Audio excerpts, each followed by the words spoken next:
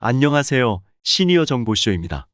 나이가 40에서 50대에 들어서면 누구랄 것도 없이 은퇴 후의 삶에 대해 한 번쯤 생각해 보게 됩니다.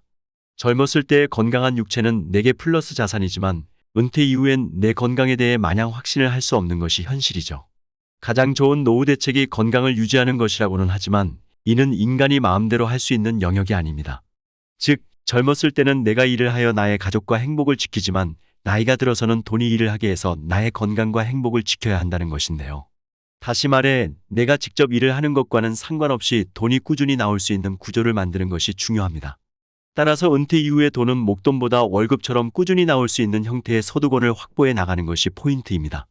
오늘은 시니어분들이 많이 궁금해하실 은퇴 이후 소득원 4가지를 준비해 보았습니다. 바로 시작합니다. 첫 번째는 연금소득입니다. 노후 준비에서 가장 기본이 되는 것은 단연코 연금이죠.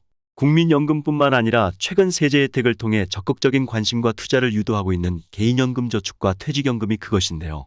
은퇴한 사람들이 가장 부러워하는 친구가 바로 꼬박꼬박 연금 받는 친구라는 말이 있죠. 이 같은 연금들은 장기간에 걸쳐 준비하면 고령화와 상관없이 종신토록 받을 수 있습니다. 또한 만들어 놓기만 하면 지급에 대한 보증이 되어 있기 때문에 나중에 어떤 일이 있더라도 꾸준히 받을 수 있죠. 따라서 은퇴 이후의 소득원으로 다른 어떤 것보다 우선순위가 되어야 하고 이를 통해 최소한 기본 생활비 이상은 준비해야 합니다. 두 번째는 금융소득입니다. 기초생활을 연금으로 준비할 수 있다면 그 다음은 금융소득을 만들어야 합니다.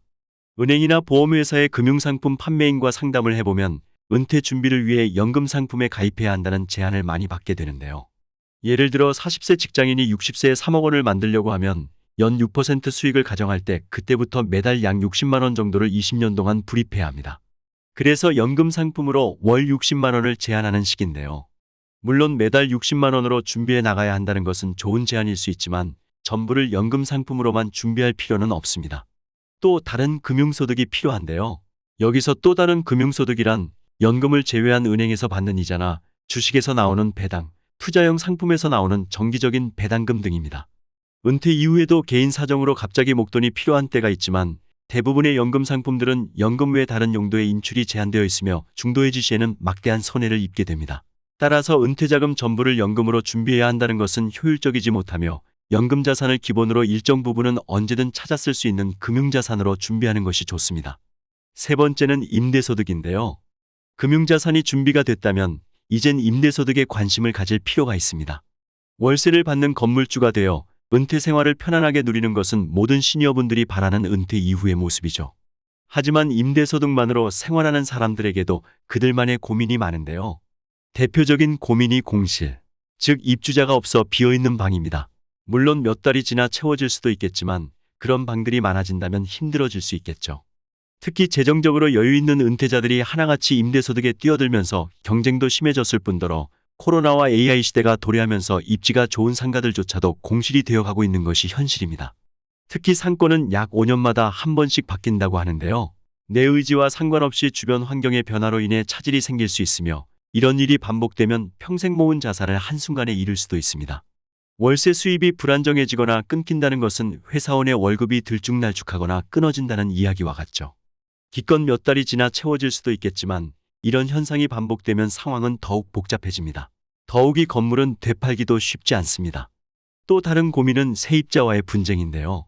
월세를 받는 입장이 되면 마냥 갑일 수만은 없습니다.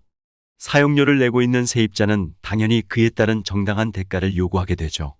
보일러가 안 된다, 물이 샌다, 문이 잘 안 열린다 등 요구하는 것들은 생각보다 다양합니다. 뿐만 아니라 월세를 제때 주지 않는 세입자도 많고 계약기간이 끝났음에도 불구하고 상가를 비워주지 않아 언성이 높아지는 경우도 많죠. 가장 결정적인 임대소득의 단점은 건물이 계속 노후화된다는 것인데요. 아파트와 달리 원룸과 같은 수익형 부동산의 건물은 5년 정도만 지나도 급격히 헌 건물이 되어갑니다. 옥상 방수도 해야 하고 건물 외벽 관리도 해야 하며 장판, 도배 등 시간이 지남에 따라 신경 써야 하는 곳들이 자꾸 늘어나며 이런 것들이 편안한 은퇴 생활을 방해하는 요소가 되는 것이죠. 우리가 무엇인가 계속 신경 쓰고 있어야 한다는 것 자체가 스트레스다 보니 은퇴 후 임대소득으로 생활하는 사람들 가운데는 이 같은 불만을 호소하는 사람이 많습니다. 현실이 이러하다 보니 은퇴 이후의 소득을 임대소득으로만 준비하는 것은 큰 모험이 될 수 있습니다. 따라서 임대소득은 연금소득이나 금융소득보다 우선순위가 떨어지며 다른 소득원을 보완하는 차원에서 준비하는 것이 좋습니다. 네 번째는 파트타임과 같은 부수입원입니다. 마지막으로 부족한 부분을 파트타임이나 정부 일자리로 충당할 수 있도록 준비해야 합니다. 왜냐하면 앞서 말씀드렸듯이 지금 시점에서 볼 때는 내가 건강하니 나이가 들면 뭐라도 해서 돈을 벌 수 있을 것 같지만 막상 은퇴할 때가 닥치면 어떻게 될지 아무도 알 수 없습니다. 체력이 안 될 수도 있고 시대의 변화에 따라 내가 쌓아온 경험과 능력이 쓸모 없어질 수도 있기 때문이죠. 따라서 시대 변화에 맞춰 그에 따른 경력을 계속 쌓아갈 필요가 있으며 지속적인 관심을 가지고 다양한 분야를 공부해야 합니다. 이 영상을 보시는 많은 시니어분들은 현재 노후를 어떻게 준비하고 계신가요? 생각해보면 지금 우리 주변 다수의 은퇴 생활자들은 완전히 거꾸로 생활하고 있는 것 같지 않으신가요?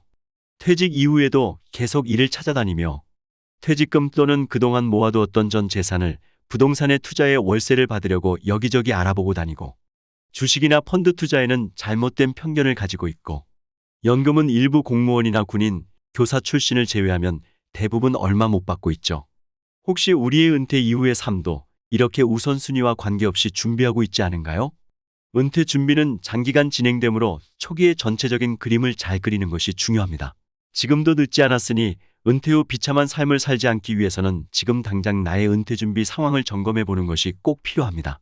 오늘 내용 도움이 되셨나요? 도움이 되셨다면 구독, 좋아요, 알림 설정 꼭 부탁드리고요. 저는 다음 시간에도 알차고 유익한 내용으로 다시 찾아뵙도록 하겠습니다. 끝까지 시청해 주셔서 감사합니다.